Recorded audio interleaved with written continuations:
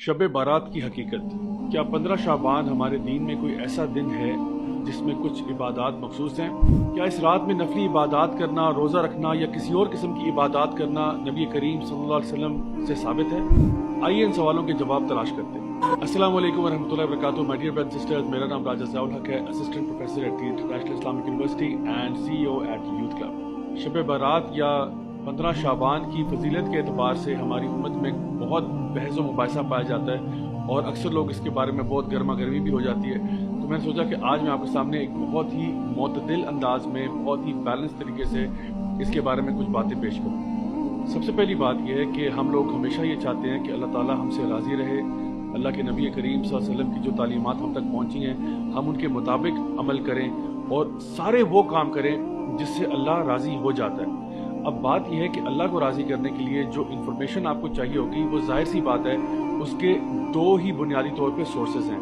तो या तो वो अल्लाह सुब्हान ताला की किताब है कुरान मजीद, या फिर वो नबी करीम सल्लल्लाहु अलैहि वसल्लम की सुन्नत है जो कि 100% ऑथेंटिक है।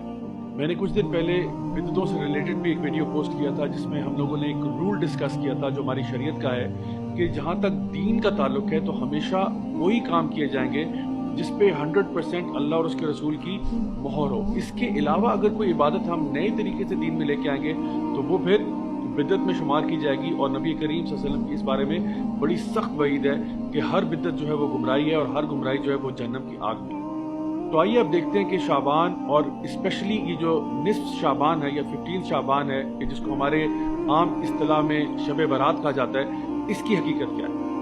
तो सबसे पहले हम वो चीज़ें डिस्कस करते हैं जो 100% ऑथेंटिक है।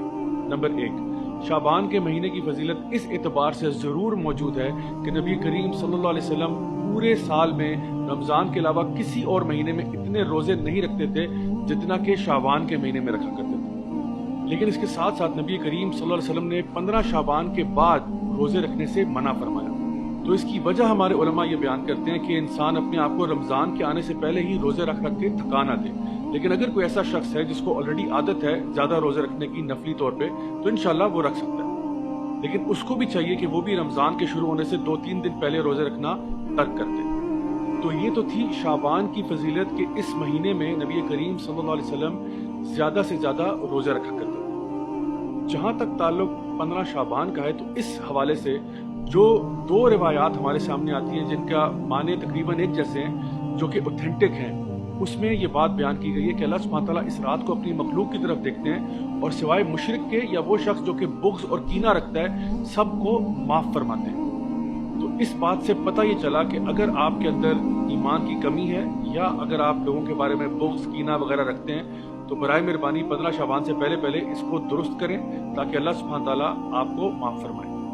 अब आते हैं उन ढेरों रिवायात की तरफ जो इस मौजू के ऊपर या तो बहुत ज़्यादा कमज़ोर हैं सनद के एतबार से या फिर मौदू हैं यानी कि फैब्रिकेटेड हैं, मनखड़त हैं। और इससे पहले कि मैं आपके सामने वो बातें बयान करूं, नबी करीम सल्लल्लाहु अलैहि वसल्लम की एक हदीस है जो बिल्कुल सही है जहाँ पे आपने फरमाया कि एक शख्स के झूठा होने के लिए यही बात काफ़ी है कि वो हर सुनी सुनाई बात को आगे कर दे, लोगों तक पहुँचा दे। तो इसलिए हमें बहुत एहतियात करनी चाहिए कि इससे पहले कि हम किसी को कोई ज़ईफ़ रिवायत बताना शुरू करें या कोई उसको मनगढ़ंत रिवायतें सुनाना शुरू करें विदाउट वेरीफाइंग फर्स्ट, हमें खुद अपने बारे में सोचना चाहिए कि क्या हम झूठों की सफ़ में शामिल होना चाहते हैं या नहीं। तो सबसे पहले वो लोग जो ये कहते हैं कि इस रात को फैसले होते हैं और तकदीर के फैसले और रूहें निकल आती हैं वगैरह वगैरह। तो पहली बात तो ये कि रूहों का निकलना तो हमारे दीन में कोई टॉपिक है ही नहीं, क्योंकि जो शख्स एक दफ़ा फोत हो गया उसका मामला अल्लाह के साथ है, वो आलिम बरज़ख है। जो फोत हो गया वो वापस नहीं आता। दूसरी बात ये कि जो लोग ये कहते हैं कि इस रात में कुरान मजीद नाजिल हुआ था, ये बिल्कुल फैब्रिकेटेड बात है। इसलिए क्योंकि कुरान मजीद हम सब जानते हैं कि वो लैलतुल क़द्र में नाजिल हुआ था। इन्ना अंज़लनाहु फ़ी लैलतिल क़द्र वमा अदराका मा लैलतुल क़द्र, ये बच्चा ये बात जानता है। और लैलतुल क़द्र जो है वो रमज़ान के अंदर आखिरी अशरे की ताक रातों में तलाश की जाती है।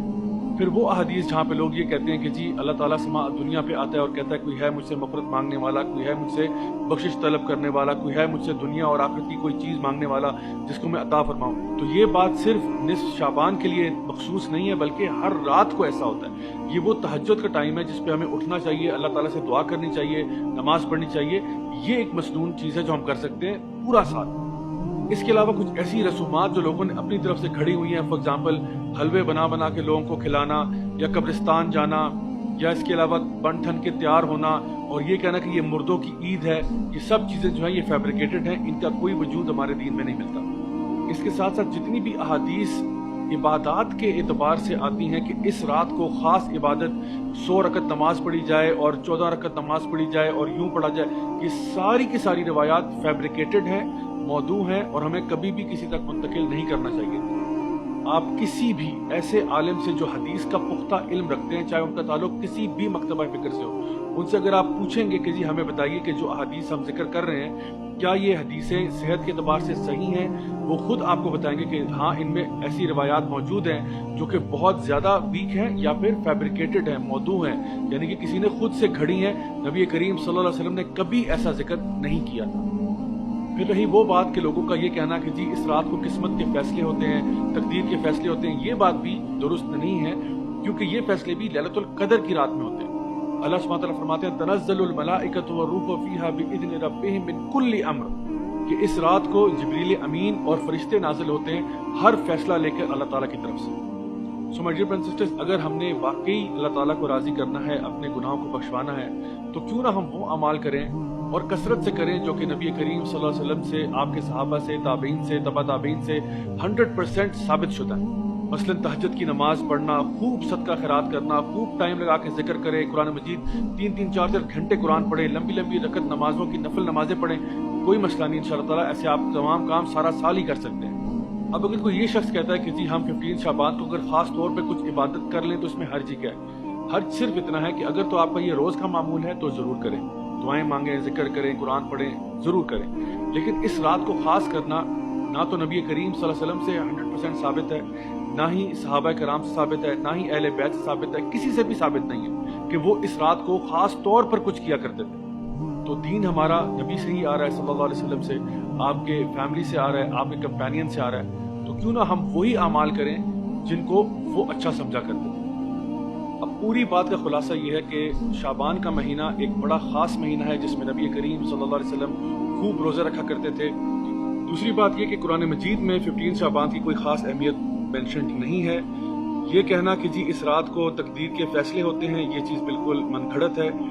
اس رات کے بارے میں ایک روایت بہرحال درست ہے جہاں پہ یہ بات ذکر ہے کہ اللہ سبحانہ تعالیٰ اپنی مخلوق کے ساتھ رحم کرتے ہوئے سوائے مشرک کے اور اس شخص کے جو کہ بغض اور کینہ رکھتا ہے تمام کو معاف کر دیتے ہیں۔ خاص طور پر 15 شعبان کا روزہ رکھنا یہ سنت عمل نہیں ہے بلکہ اس کو مکروہ کہا جا سکتا ہے، اور 15 شعبان کے بعد تو روزے رکھنا ویسے بھی اس کی ممانعت ہے سوائے اس شخص کے جو کہ پہلے سے ہی روزے رکھتا ہو۔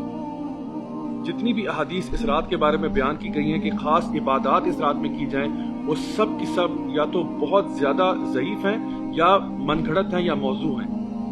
نبی کریم صلی اللہ علیہ وسلم سے، آپ کے اہل بیت سے، آپ کے صحابہ سے کوئی ایسی خاص عبادات منقول نہیں ہے کہ انہوں نے بیان کیا ہو کہ اس رات کو یوں خاص عبادات کرنی ہے۔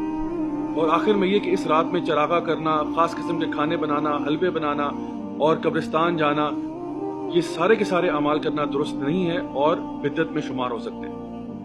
اللہ تعالیٰ سے دعا ہے کہ اللہ تعالیٰ ہمیں بالکل صحیح معنوں میں اپنے دین پر چلنے کی توفیق عطا فرمائے، ہماری کمیاں، کوتاہیاں، غلطیوں کو معاف فرمائے اور ہم سب کو جنت الفردوس میں اعلیٰ مقام نصیب فرمائے۔ Until next time, this is me, Raja Zaulak, signing off. Wassalamu alaikum wa rahmatullahi wa barakatuh.